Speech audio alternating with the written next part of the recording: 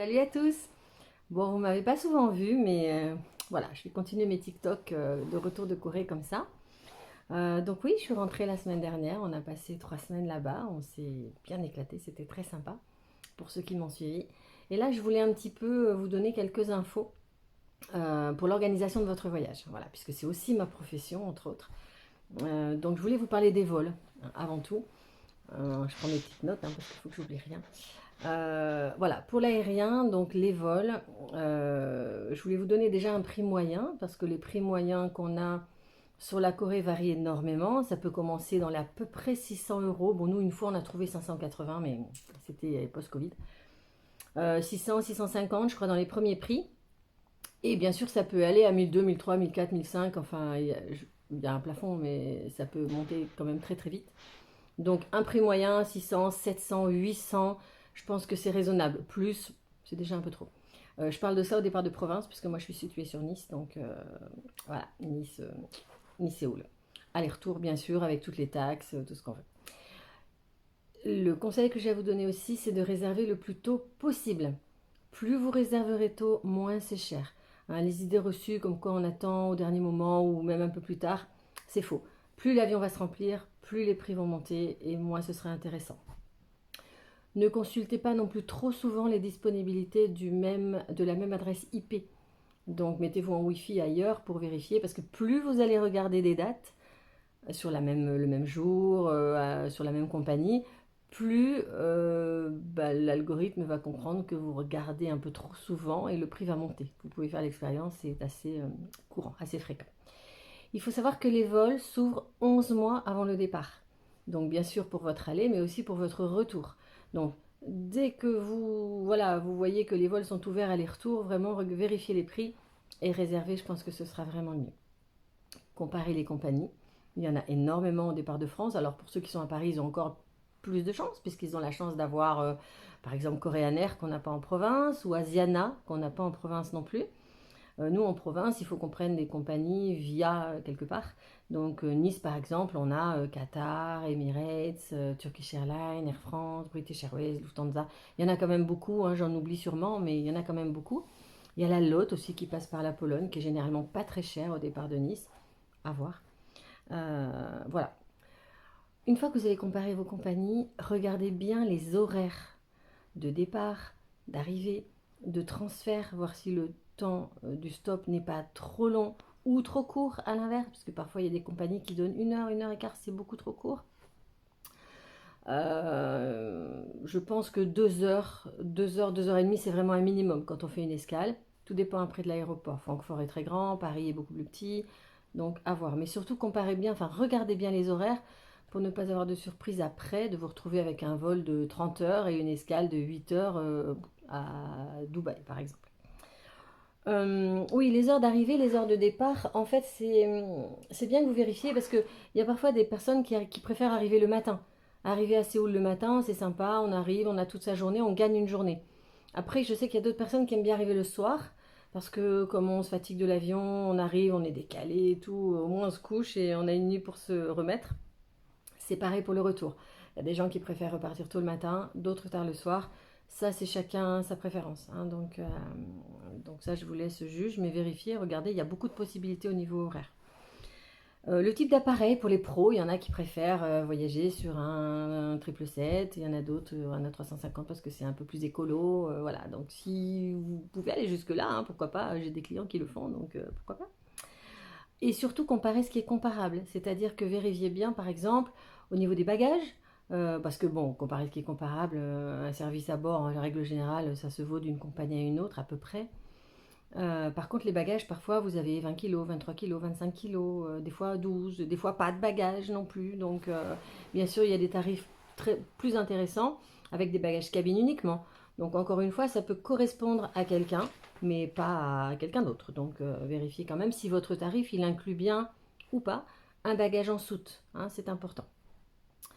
Oui, alors, essayez de réserver sur le site des compagnies directement. Je sais que Kayak, par exemple, est un site ou un comparatif de vol où on peut très vite trouver un tarif intéressant.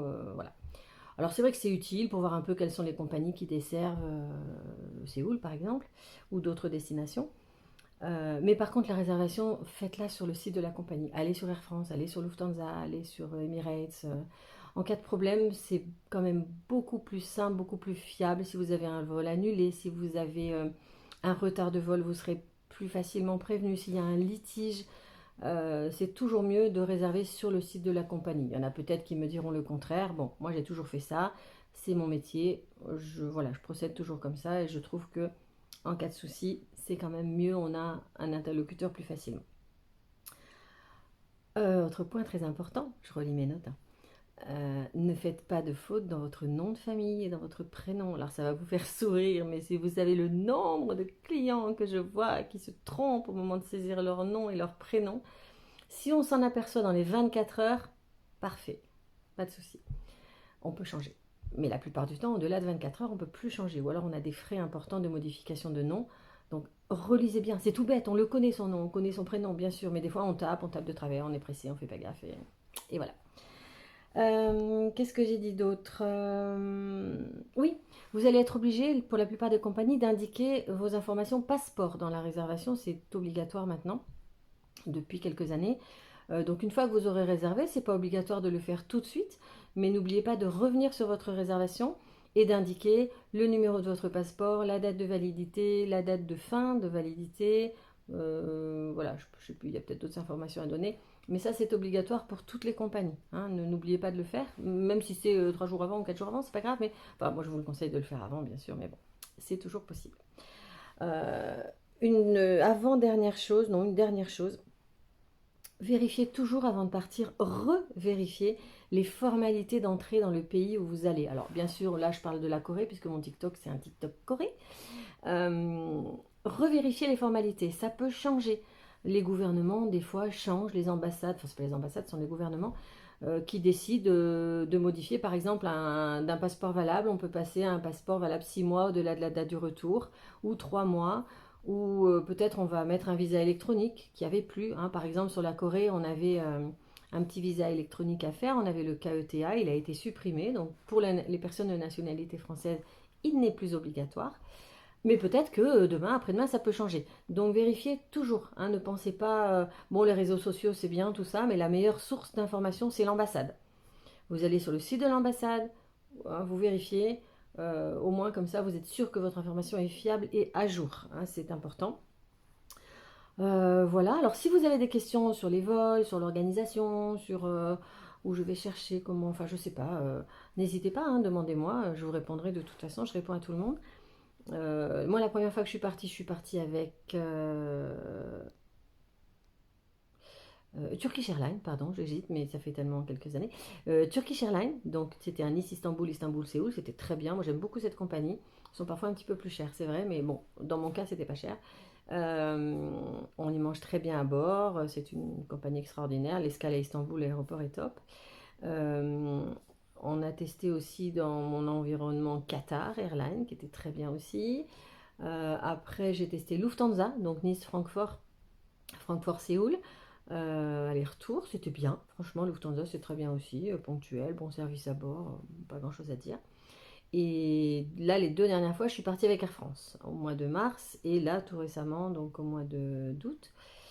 Air France, pas mal. C'est peut-être pas mes préférés au niveau service, au niveau personnel. Bon, après, c'est difficile de dire ça, hein. Je ne critique pas parce que les personnes sont toutes différentes. Voilà, les équipages sont différents. Donc, on ne peut pas juger une compagnie à un équipage, par exemple. Hein. Voilà, faut pas se limiter à ça. Bon, personnellement, je retenterai avec Air France, pourquoi pas. C'est notre compagnie nationale, donc il faut quand même les faire travailler. Je trouve que c'est plutôt bien. Mais après, ça dépend surtout le prix que vous allez trouver. Et voilà. Bon, donc je vous ferai la vidéo suivante. Pour la prochaine étape, ce sera un petit peu comment se renseigner avant, qu'est-ce qu'il y a à voir, comment on trouve les sites à visiter.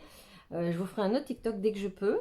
Et puis j'espère que vous avez apprécié celui-là. N'hésitez pas à me poser des questions, hein, comme je vous le disais. Et puis voilà, je vous souhaite une bonne soirée et je vous dis à bientôt. Bye bye.